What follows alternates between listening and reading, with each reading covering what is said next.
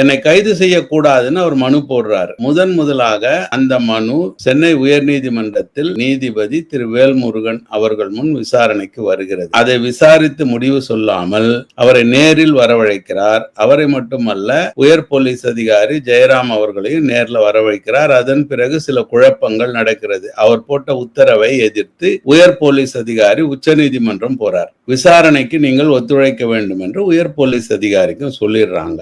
அந்த உத்தரவில் என்ன செய்யறாங்க அப்படின்னா, இந்த மனுவை நீதிபதி திரு வேல்முருகன் விசாரிச்சா சரி வராது, வேறு ஒரு நீதிபதி விசாரிக்கட்டும் சொல்றாங்க. அப்படி விசாரணைக்காக நீதிபதி திரு ஜெயச்சந்திரன் அவர்கள் முன்பு வெள்ளிக்கிழமை இந்த விசாரணைக்கு வரும் பொழுது அவர் கிடைக்கக்கூடிய தகவல்களை வைத்து பார்க்கும் பொழுது, உங்களுக்கு முன்ஜாமீன் வழங்க இயலாது, உங்களை கைது செய்து போலீஸ் கஸ்டடியில் விசாரிக்க வேண்டிய நிர்பந்தம் இருக்கிறது விசாரணை அதிகாரிகளுக்கு, எனவே நான் மறுக்கிறேன் அப்படின்னு அந்த உத்தரவை வெள்ளிக்கிழமை சொல்லிட்டார்.